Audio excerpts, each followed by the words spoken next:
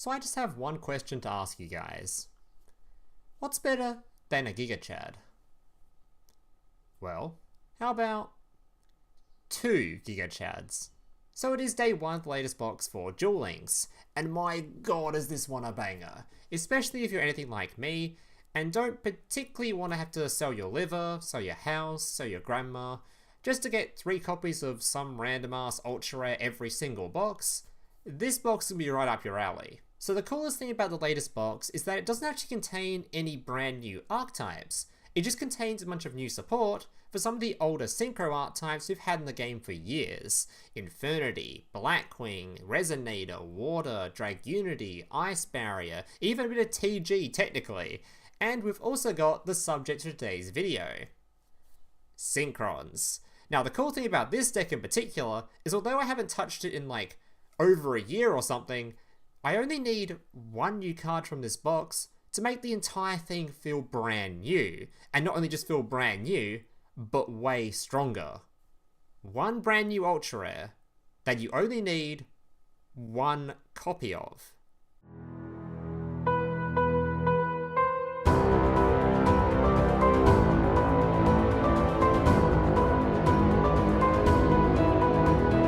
So here's today's deck list. Now just a reminder before I go through the deck list, if you're enjoying today's video and want to see more content just like this, especially if you want to see some brand new box content, as I'm going to be making a bunch of new content over the next few days, all based around the latest box, including TG, maybe some Ice Barrier, Blackwing, all sorts of decks. If you're interested in seeing any of that new stuff, make sure to subscribe to the channel so you don't miss out on any of the uploads coming out later this week. Alright, let's get into the deck list. So this deck list is going to look super familiar to a whole bunch of you, as it's essentially the exact same Synchron list you would have seen almost a year ago now. Not much has changed, except for one major upgrade, and that is of course the addition of the Giga Chad himself, Stardust Warrior. This card, during either player's turn, if your opponent would special summon a monster, you contribute this card to negate the summon. And if you do, destroy that monster. So keep in mind, this is a negate of the summon, not of the effect. It's much stronger. During the end phase, if this card was activated this turn and was not negated, you can special summon this card back from your graveyard. So it's a recurring effect to negate your opponent's summon. It's pretty damn nuts. If this card's destroyed battle, or if this face-up card you control leaves the field because of an opponent's card effect, you can special summon 1 level 8 or lower Warrior Synchro monster from your extra deck. So keep in mind, it has to be a warrior in name, not in, type. This special summon is treated as a Synchro summon. So this card, basically when it gets removed, can float into cards like Jet Warrior. This card, if it is Synchro summoned, which it will technically be Synchro summoned, you can target 1 card your opponent controls and return it to hand. So if your opponent summons some big ass boss monster and somehow gets over this guy and removes him, it will just float into a card that will just instantly remove whatever problematic card your opponent just tried to summon. This card is actually just insane and makes this deck go from being basically 0 turn 1 to an insane turn 1. So for those of you that never actually played this deck before, I'll give you a brief rundown on basically what this deck tries to do every game. So keep in mind, the Shooting Star Road skill at the beginning of the duel places 1 junk converter straight into your graveyard, which is very important, because it basically means all you need for this combo to work is junk synchron in hand. That's it. And this card is very easy to get a hold of when you have triple tuning in the deck which searches for it, you have a reinforcement of the army which searches for it, and you have junk converter which can also search for it.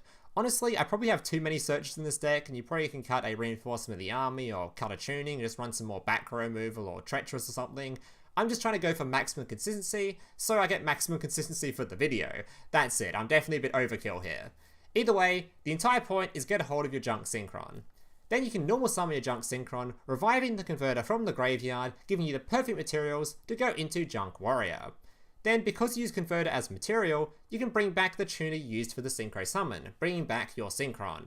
This will give you a level 5 and a level 3 to go into your Stardust Dragon. With Stardust Dragon on the field, you can activate the second part of your skill of Shooting Star Road, which will place a Formula Synchron straight onto the field.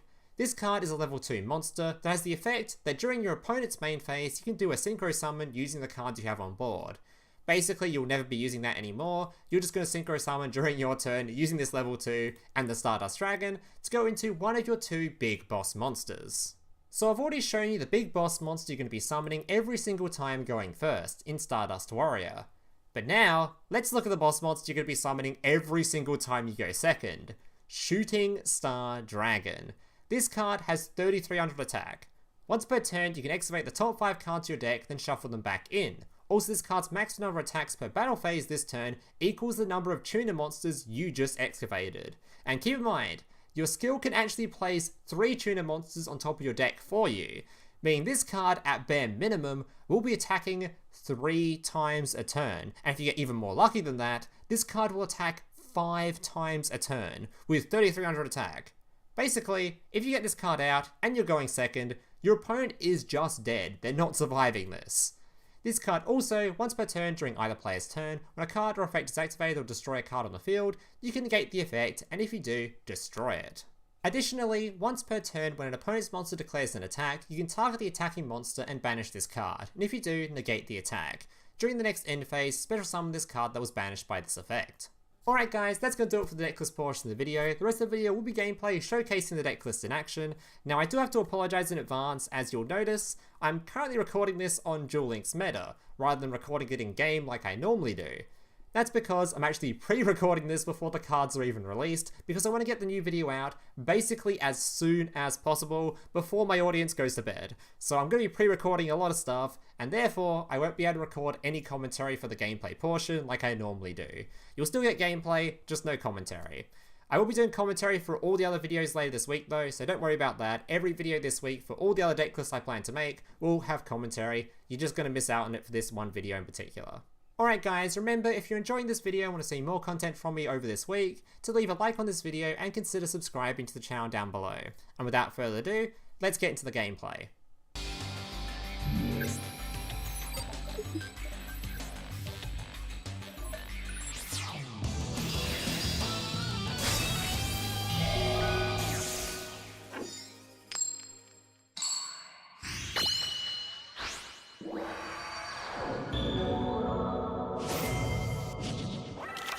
Duel.